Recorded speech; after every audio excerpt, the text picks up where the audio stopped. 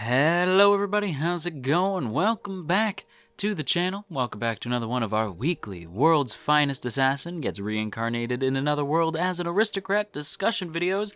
Nailed it first try! Today we're going to talk all about episode 11, Choice of Betrayal. But before we get into the video proper, quick reminder if you haven't done so yet, to hit that subscribe button, ring the bell, set notifications to all, and let all of AnyTube know that you're here. Boop that up snoot. Just do it preemptively. If you don't know, that means hit the like button. Just do it preemptively. It means that, it's good. You enjoyed the video. I'm sure you will. So go ahead and hit that like button and check out our Discord if you want to hang out with us over there. Chit chat more about anime, manga, video games, etc. and get notified when videos go live. But with that said, let's go ahead and jump into this week's episode, shall we? And right off the top, right away, I have to give credit to the absolute top tier best girl stole the whole freaking episode this week. Tart was the absolute GOAT. Was the MVP of this week's episode. Oh my god, Tart. Okay, so I have always been sort of like I feel like I've never been like harsh on Tart, but I've always been sort of like, I'm more of a Maha guy, and I still am, right? Like Maha's still like my best girl, but like Tart showed that she was also a best girl contender the whole time, in front of our eyes all along. And a lot of you guys were Tart fans, right? Like a lot of you guys were like, I'm Team Tart. And I don't think I didn't see you, because you must have been smiling ear to ear this week. This moment for Tart is huge, right? Like Tart, like when Luke tells her like, oh no, you can't come because like you're not gonna make it, like you won't make it the whole way, and Tart's like, yeah, I know, but she's still willing to go the distance as far as she can, right? Like she's gonna take him as far as she can. And she really does. Like, she goes above and beyond. More so than she absolutely needed to, right? Like, Luke even tells her at one point, like, okay, you gotta slow down. She's like, not yet. And she pushes herself even further. Tart essentially went full, like, Barry Allen / Wally West. The best Flash, by the way. Like, Tart went full Wally West this week. Just pushed beyond her limits. She went beyond. Plus Ultra. Like, she went full My Hero, full Flash, and ran as hard and fast as she could. And she, like, run, Tart, run! And it was glorious. It was absolutely glorious. Seeing her push herself to her absolute limits was crazy. And I loved that it actually, like, made sense. Because I was like, what is this, right? So what ends up happening is, like, the logic makes sense. Because, like, if you're running somewhere, no matter how fast you're going to hit wind resistance, which is going to slow you down, right? So they're both gunning it. So, like, they're going to get wind resistance. So Tart ends up putting this, like, wind barrier in front of her, which stops them from facing any kind of wind resistance. So they're flying. And what's even crazier is because they're going so fast, the slipstream from Tart is actually pulling Luke forward. So they're making, like, crazy speed, right? Like, they're really gunning it towards Vicone. Like, they are pushing as the limit as fast as they can go. And obviously this does, like, completely break Tart.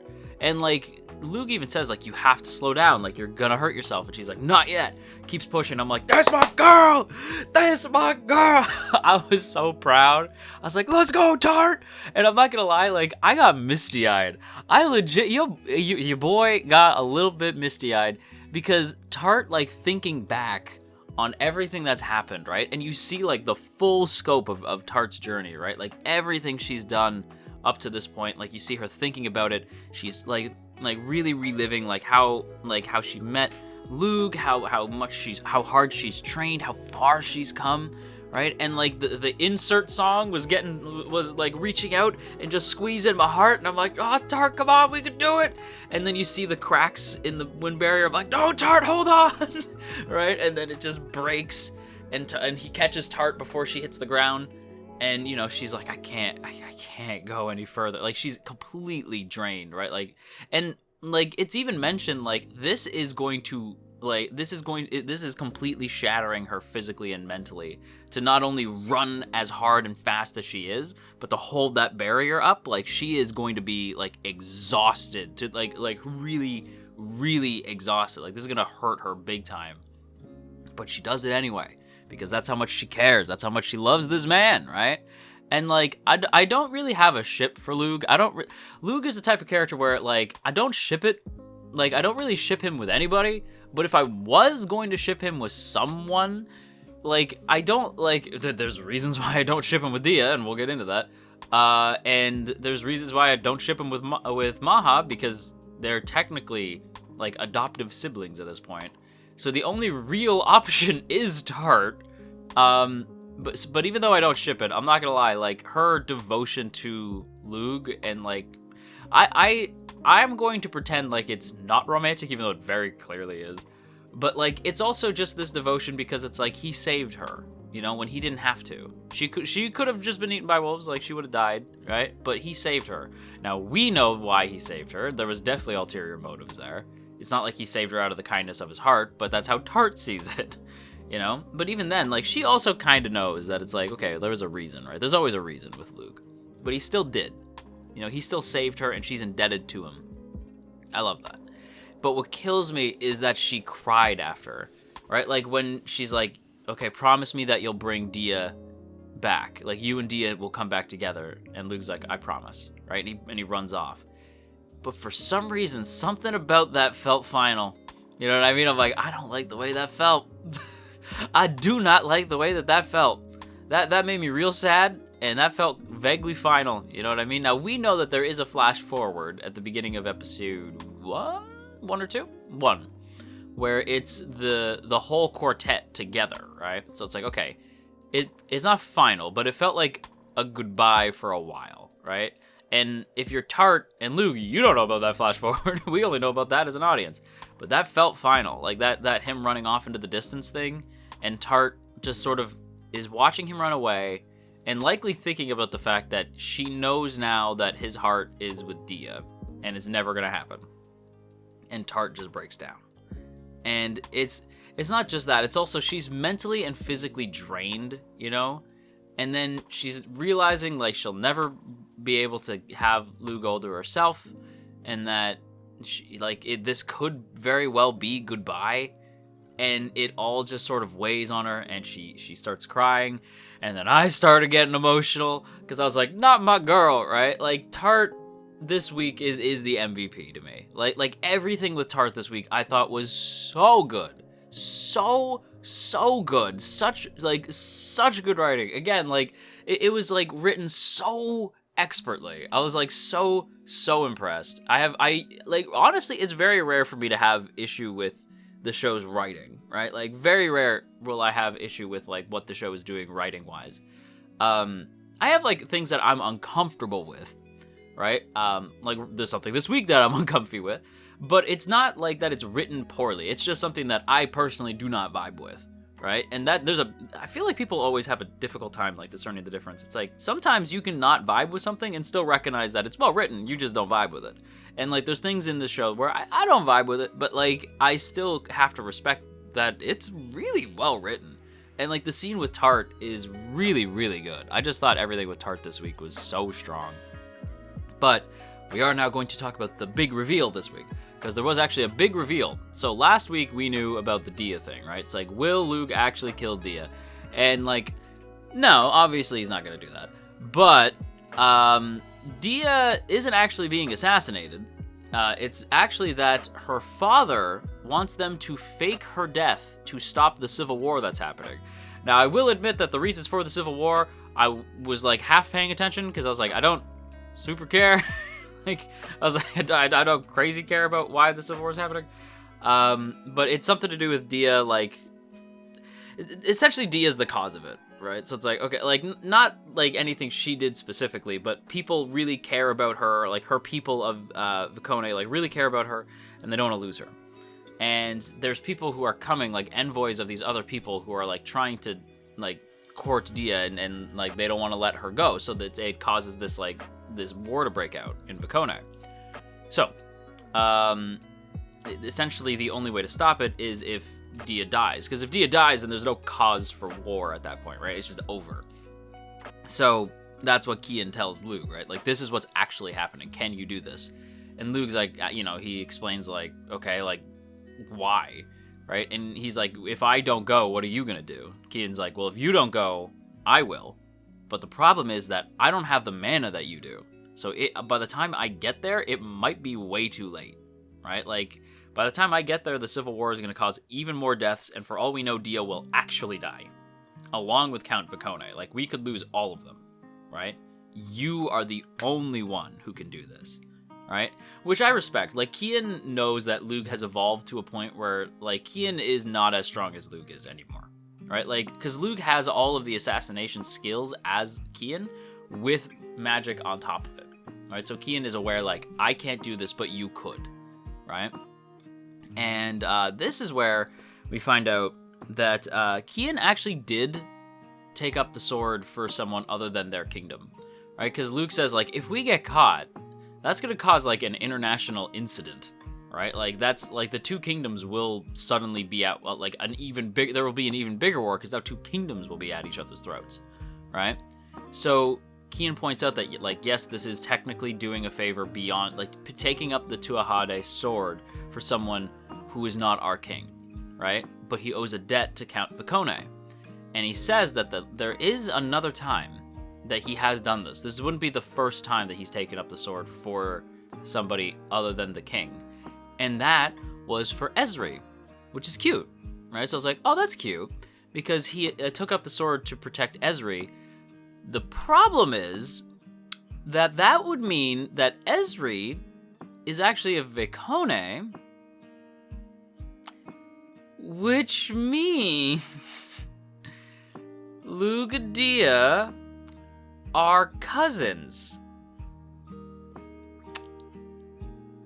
Ew. I was like, no. Bro, I already didn't ship it. Like, because here's the thing, right? Like, I don't ship it.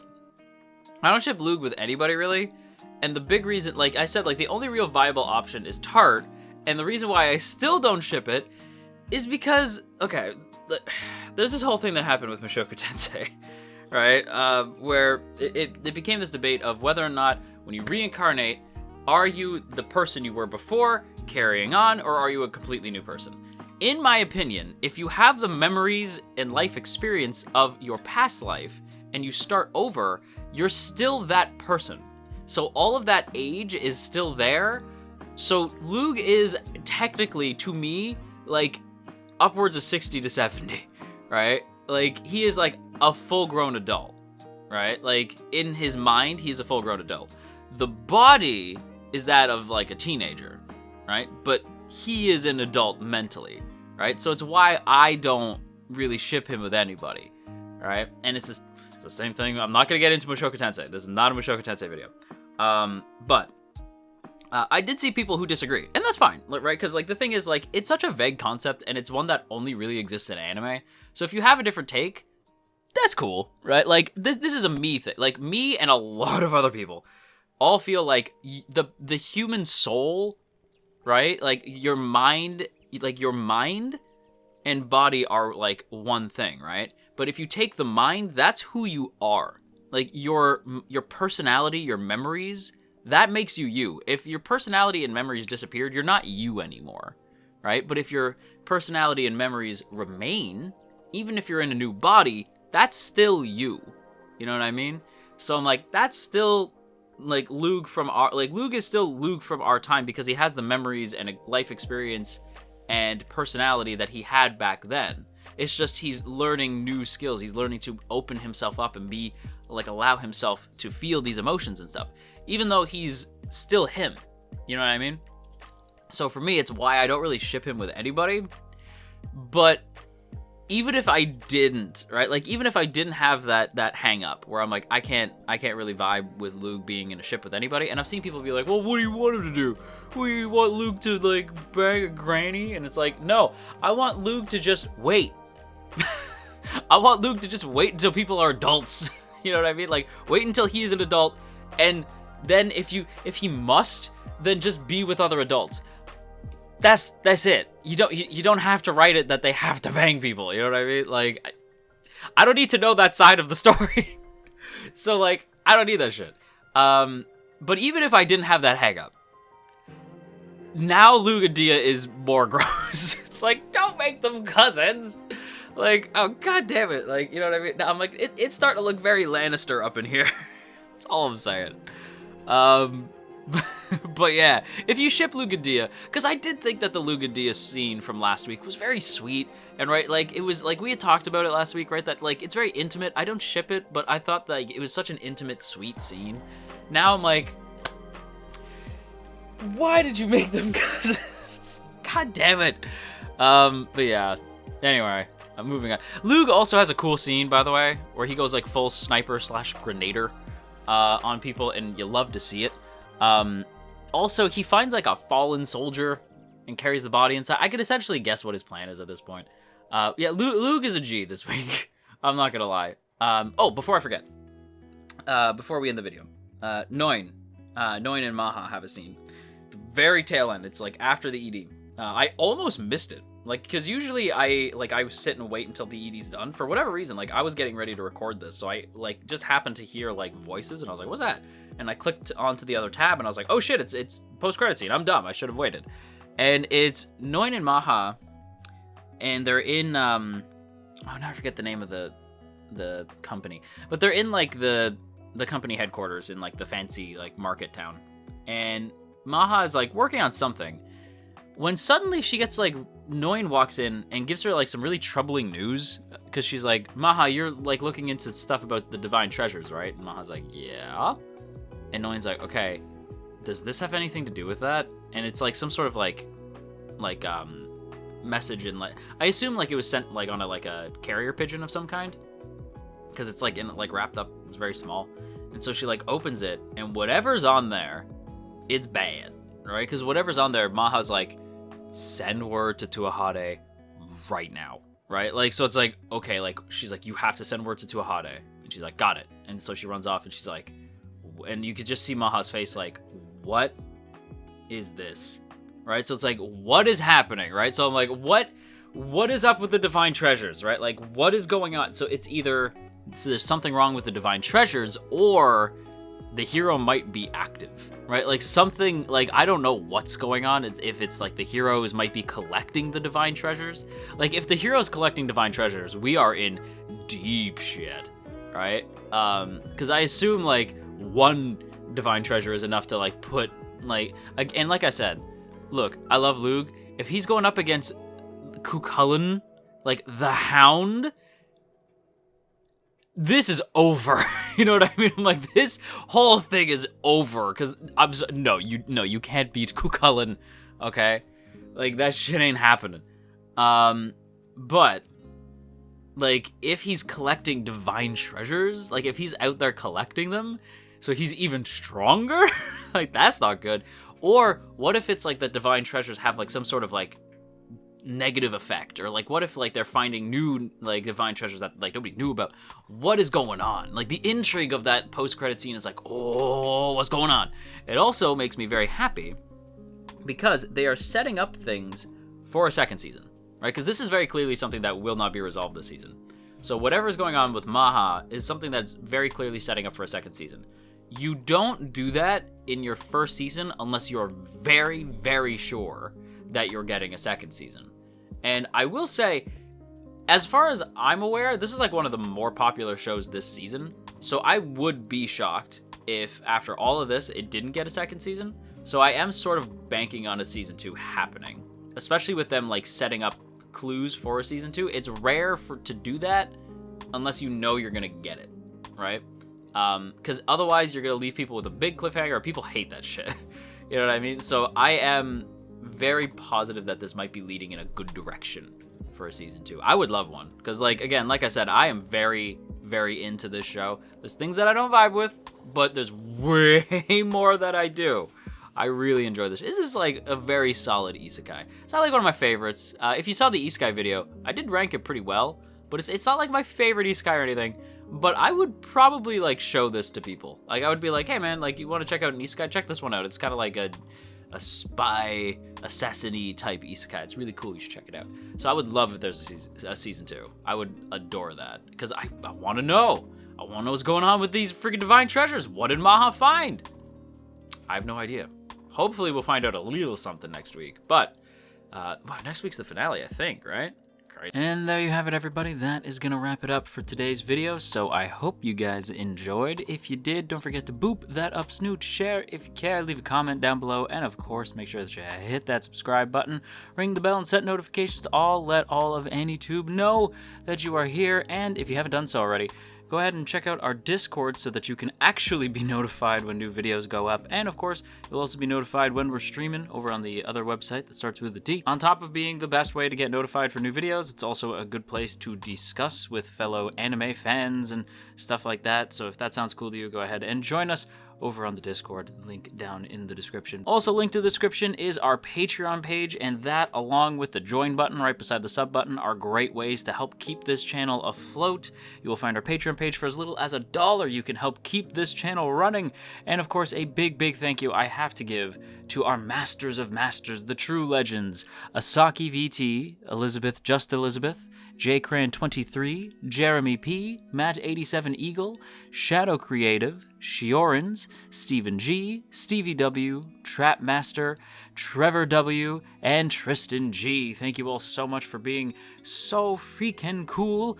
I really love and appreciate all of you guys for your tremendous support of this channel. And if you too would like to have your name shouted out at the end of videos, once again, go check out that Patreon link in the description or hit the join button right beside the sub button. Either way helps out a ton. And that's it for me. So until next time, clean your room. Just trust me, a clean room is a clean mind. Maybe do some Tai Chi. You know, maybe drink lots of water and brush your teeth. And yeah, have a good day. Bye.